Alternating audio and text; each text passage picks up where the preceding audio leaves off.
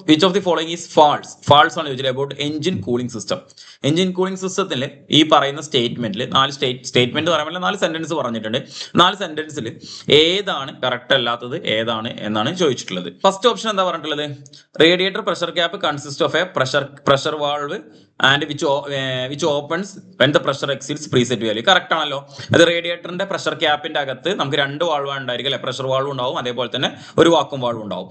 Engine റേഡിയേറ്ററിന്റെ radiator കോറിന്റെ ഉള്ളിൽ അല്ലെങ്കിൽ upper tank lower tank core, ഈ റേഡിയേറ്ററിന്റെ അകത്ത് നമ്മളുടെ പ്രഷർ എക്സീഡ് ചെയ്യുന്ന സമയത്ത് എന്താവും? ഒരു പ്രീസെറ്റ് വാല്യൂ, ഒരു നിശ്ചിത പ്രഷറിൽ എക്സീഡ് ആവുന്ന സമയത്ത് പ്രഷർ വാൾവ് ഓപ്പൺ ആയിട്ട് എക്സസ് ആയിട്ട് വരുന്നതിനെ പ്രഷർ വാൾവിലൂടെ റേഡിയേറ്റർ ക്യാപ്പിലൂടെ പ്രഷർ ക്യാപ്പിലൂടെ നമ്മുടെ എക്സ്പാൻഷൻ റിസർവോയറിലോട്ട് സെൻഡ് ചെയ്യും ആണല്ലോ.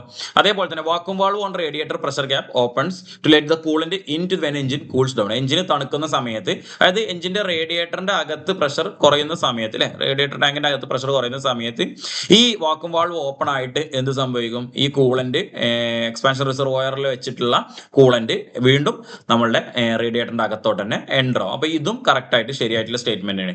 Then ECM calculates coolant temperature value from the ECT sensor output അല്ലെ.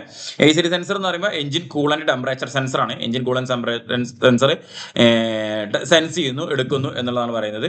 ദെൻ ലാസ്റ്റ് വൺ ആണ് engine over Eats if the thermostat valve is stuck open. ഇതാണ് നമുക്ക് ഇതിൽ സ്റ്റേറ്റ്മെന്റ് തെറ്റായിട്ടുള്ള കാര്യം എന്ന് എന്താണ്? നമ്മൾ 2 ടൈപ്പ് വാട്ടർ കൂളിംഗ് സിസ്റ്റത്തെ കുറിച്ച് നമ്മൾ പഠിക്കുന്നുണ്ട്. ഒന്ന് തെർമോസൈഫൺ സിസ്റ്റം, അതേപോലെ തന്നെ പമ്പ് സർക്കുലേഷൻ സിസ്റ്റം അല്ലെ. പമ്പ് സർക്കുലേഷൻ സിസ്റ്റത്തിൽ തെർമോസൈഫൺ സിസ്റ്റം നിങ്ങൾക്ക് എല്ലാവർക്കും എന്താണെന്ന് അറിയുന്നുണ്ടായിരിക്കും. ഡെൻസിറ്റി ഡിഫറൻസ് കാരണമാണ് അവിടെ എന്ത് വരുന്നത്? വാട്ടർ ഫ്ലോ ഉണ്ടാവുന്നത് അല്ലെ. ഇതിൻ്റെ ഉള്ളിലൂടെ ഈ വാട്ടർ ഫ്ലോ മീൻസ് എഞ്ചിന്റെ കൂളന്റ് ഫ്ലോ ഉണ്ടാവുന്നത്. ഇവിടെ നമുക്ക് പമ്പ് സർക്കുലേഷൻ സിസ്റ്റത്തിൽ ഒരു പമ്പ് കൊടുത്തിട്ടുണ്ടാവും, അതോടൊപ്പം തന്നെ ഒരു തെർമോസ്റ്റാറ്റ് വാൾവ് കൊടുത്തിട്ടുണ്ടാവും. അപ്പൊ ഈ ഫിഗറിൽ ഇവിടെ നിങ്ങൾക്ക് തെർമോസ്റ്റാറ്റ് വാൾവ് കാണാൻ കഴിയും. സോ ഈ തെർമോസ്റ്റാറ്റ് വാൾവ് ഓപ്പൺ ആവുന്നതും ക്ലോസ് ആവുന്നതും ടെമ്പറേച്ചർ എത്രയാണോ എന്നുള്ളത് സെൻസ് ചെയ്തിട്ടാണ് ഇത് ഓപ്പൺ ആവുകയും ക്ലോസ് ആവുകയും ചെയ്യുന്നത്. ഇവിടെ ഓപ്ഷനിൽ എന്താ പറഞ്ഞിട്ടുള്ളത്?